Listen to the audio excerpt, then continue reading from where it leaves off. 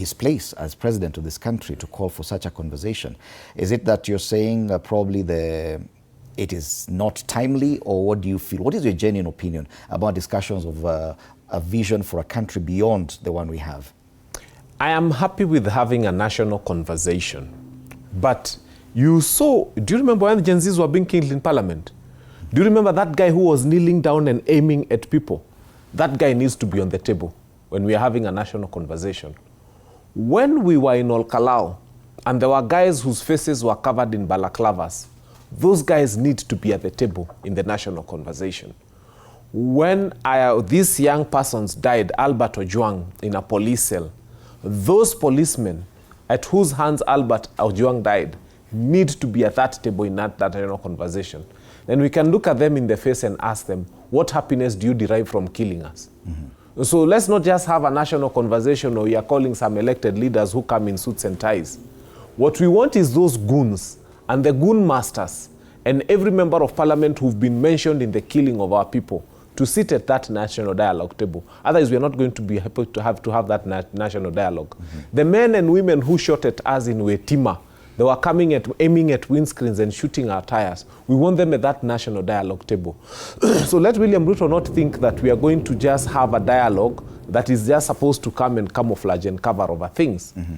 The first person tunataka kuona kwa hiyo national dialogue table, there was a guy in parliament kneeling, holding an AK-47, okay, aiming at young people. That is the first guy we want at that table. Okay.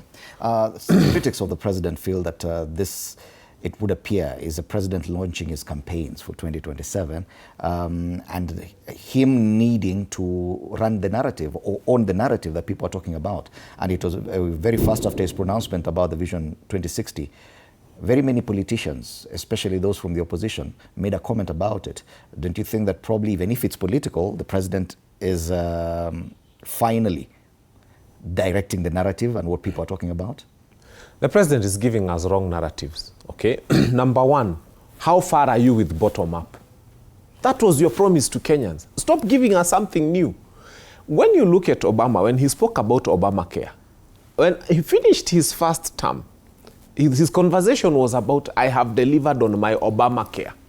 I have delivered on what I promised. Mm-hmm. But you cannot have a president who comes and tells you about bottom up. He comes and tells you about gas ya 300, chapati 1 million chapatis machine.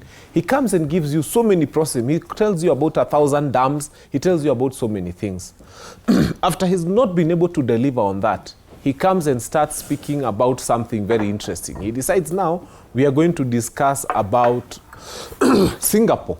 He tries Singapore, it fails. Now he wants to take us to Vision 2060. Mm-hmm. We're just telling the president, the things you promised, ukatuambia tutakuwa tunaongea na simu itakuwa inakatika kwa soko. Deliver on that. Gas ya 300, deliver on that. Machine ya 1 million chapatis, deliver on that. You know, the promises you made to Kenyans is what we want you to give us a conversation about. Mm-hmm. Nothing new.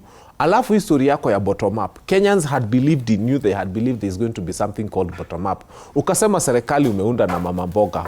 Those are the guys who are going to be at the helm of things. I think akina Mbadi ndio mama mboga. He said that his serikali yake hustlers wote watakuwa ndani.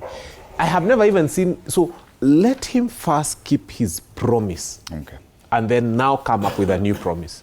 Yeah. Allow me to welcome to the panel Danson Mungatana, Dr. Danson Mungatana.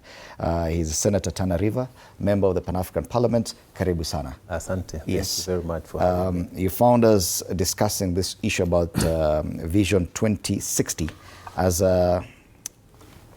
proposed to us by President